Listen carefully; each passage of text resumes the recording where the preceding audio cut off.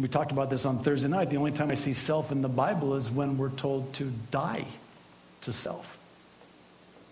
Well, that's not very popular, Pastor. Don't you want people to come back to your church? Listen, in the last days, the Apostle Paul told Timothy that they would flock in large numbers to churches that would tell them what their ears were itching to hear. I don't want that kind of church, and I certainly don't want to stand before God as a pastor of that kind of a church. Because I'll give an account one day, and I'll be judged by a much higher standard as a pastor and a teacher, and I'll have to give an account to the Lord, and He will ask me. And I want Him to say to me, "Well done, good and faithful servant.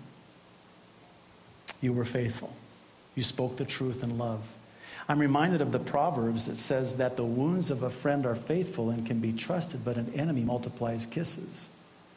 In other words, an enemy, you're not my friend if you only tell me what I want to hear. No, you don't have anything hanging out of your nose. No, you don't have a sign on your back that says, "Kick me." See, you're not willing to tell me the truth in love. Because you love me, you'll tell the truth too. See, I know my wife loves me. You know how I know? Because she's telling me the truth. That really stinks, man. You're going to wear that out in public? I mean, she'll tell me that. Why? Because she loves me. Now, initially, it offends me. It wounds me. Oh, I thought you loved me. That's so mean. I do love you, and that's why I'm telling you the truth. If I didn't love you, I wouldn't care.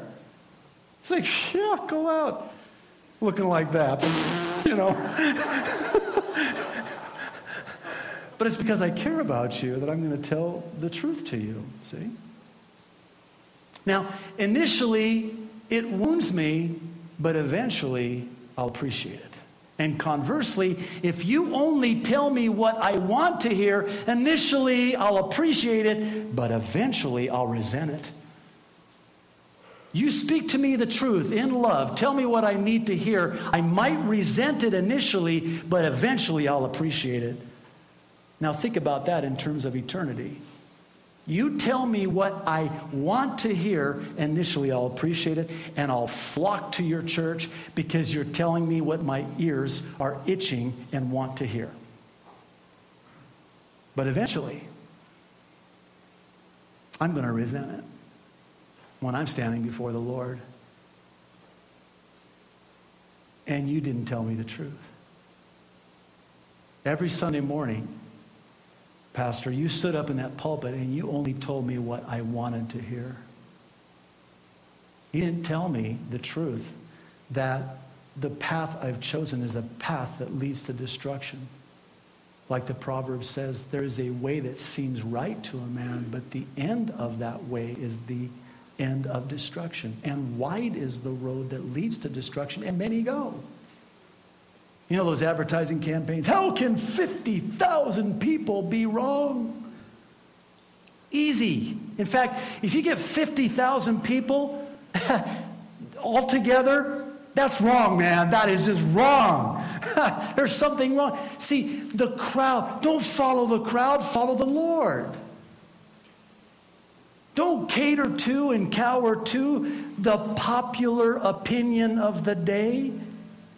Beware when all men speak well of you. See, I would rather be the pastor of a church that is a inch wide but a mile deep, instead of a church that's a mile wide and only an inch deep. And I told the Lord that before we moved here to plant Calvary Chapel in Kaneohe. Leaving my church over there and coming here and starting over, it wasn't easy. The Lord really blessed it, but I said, Lord, I don't want to play church. And I don't want a surfacey fake church. I don't want any fake fruit anywhere to be found. I mean, you know, fake fruit from a distance looks real, right? Look at that. Oh, look at the papaya. And you get up close and it's plastic. It's not real fruit. It's fake. I want a church that, and by the way, can I just say, I've got that. You as a church make pastoring a pleasure and a joy unspeakable. I think to myself often, had I not heeded the call to come here, God would have brought somebody else. No way, man. God called me. I want to pastor that church. Now listen, not every pastor can say that. Not every pastor can say that. See, God has called you to this church. And I deem it a privilege unspeakable to be the pastor of this wonderful church. You have no idea. But I never want to stand here on a Sunday morning before you as the church that I have the privilege of pastoring. Yes, Lord? Okay, I'm telling him. Was that a lightning bolt or?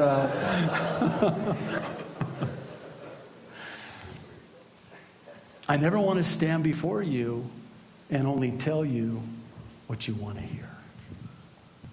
So here's how we're going to close. You're here this morning. You're not right with God. You need to get right with God today. Don't you dare leave this church without doing some business with the Lord.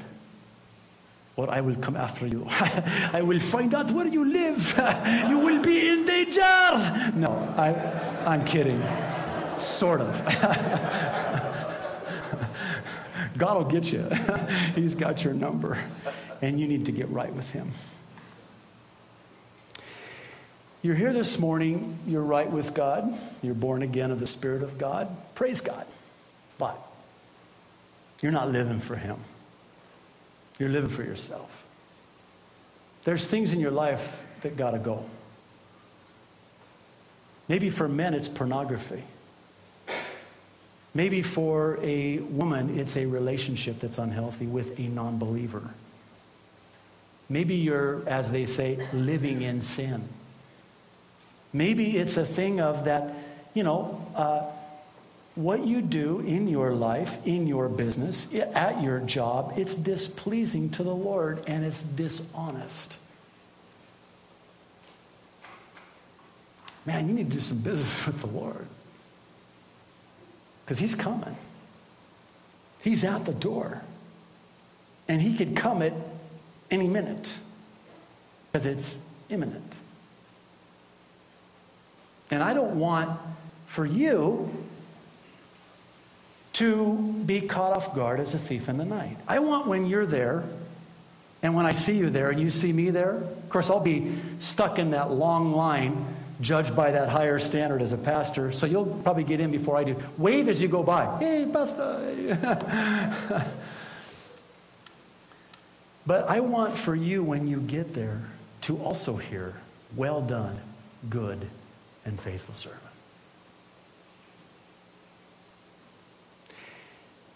Let me say one last thing. And this will be my final closing for any of you who are wondering if I'm ever going to bring this airplane in for a landing. Again, I still need to come up with something other than airplanes for illustrations as an arrow, but I'm just going to keep using that for now. I really hope that you will understand that you are at the crossroad of what by any stretch of the imagination is a change in the history of the world, and the world in which you and I live will never be the same again, and the time is at hand, and there is no more time. And how you live your life now will determine the treasures you have in heaven then. So, how's your life going? I mean, is it that wonderful? Listen, you've never lived until you've lived for the Lord. I think, like we just talked about, maybe one of the reasons why we don't have the joy of the Lord is because we're not in the presence of the Lord, living for the Lord, like the psalmist says in 16:11, in your presence is found fullness of joy. In other words, when you're living for the Lord, you're walking with the Lord, you're in the presence of the Lord, there's joy.